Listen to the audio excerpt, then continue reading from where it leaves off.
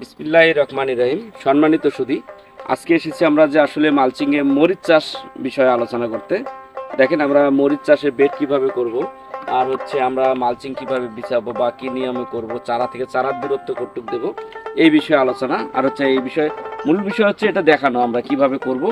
সেই বিষয়ে অনেকে ভুল করে থাকি। আসলেই আমরা আজ যে জায়গায় এসেছি ওই চাষি ভাইয়ের থেকে শুনবো যে আসলে তিনি এই মালচিংয়ে কিভাবে যুক্ত হলেন, আর হচ্ছে এটা লাভ কি করে, সেই বিষয়ে ওনার থেকে আমরা শুনবো ইনশাল্লাহ। দেখি।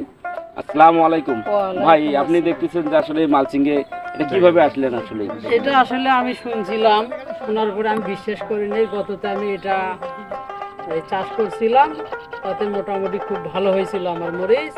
সেইখান থেকে আমার এই বছর একটু গত সিজনে যে মরিচ লাগাইছিলেন, আমরা নিজে এসে দেখাইছিলাম যে আসলে কিভাবে করবেন। সেই সময় গ্রামের যে লোকজন ছিল ওরা হয়তো বা কি কি ধরনের কথাবার্তা বলছিল সেই বিষয়ে যদি বলতেন। আসলে হ্যাঁ, ওরা অনেক কথাই বলছিল যে এরা পাগল হয়েছে, তারপরে এগুলো এই কাগজ দিয়ে গাড়লে হবে না, অনেক কথাই বলছিল। তারপরে আমরা এগুলো লাগাইছিলাম। তারপরে গত সিজনে কতটুক জমি লাগাইছিলেন? যে গত সিজনে লাগাইছিলাম 20 শতাংশ জমিতে। 20 শতাংশ? হ্যাঁ, এবারকার লাগাবো 50 শতাংশ। গতবার 20 শতকে মরিচ কত টাকা বিক্রি করছিলেন শেষ পর্যন্ত? শেষ পর্যন্ত একটা আইডিয়ারে 1.5 লক্ষ টাকা হবে। 1.5 লক্ষ? 1.5 লক্ষ টাকা মরিচ বিক্রি করে এবার আপনি জমির পরিমাণ বাড়াইছেন না কমাইছেন? জমির পরিমাণ আমি বাড়াইছি, ডাবল করছি। ইনশাআল্লাহ। দেখেন যে আসলেই চারা আমরা অনেক ছোট চারা দিচ্ছি, যে আসলে মালচিংয়ে কিভাবে ছোট চারা করলে গাছের গ্রোথ ভালো হবে, শাখাগুলোর অনেক ভালো হবে, স্বাস্থ্যবান হবে। এখানে ছোট চারা রোপণ করা হচ্ছে। সবচেয়ে মজার বিষয় নিয়ে কিন্তু পুরো টিরে শুদ্ধে নিয়ে এসেছে চারা, যেন চারাটা আঘাত না পায়।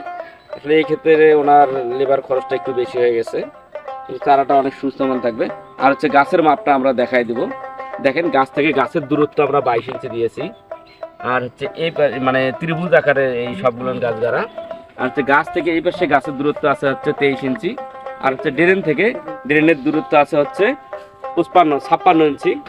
আর 56 ইঞ্চি দিয়ে আমরা বড় কোদাল দিয়ে 2 কোদাল মাটি উপরে উঠানোর পরে আমরা ড্রেনটা করেছি। আর হচ্ছে সারের পরিমাণটা যে দেওয়া আছে আমরা সেই পরিমাণটা শুনবো।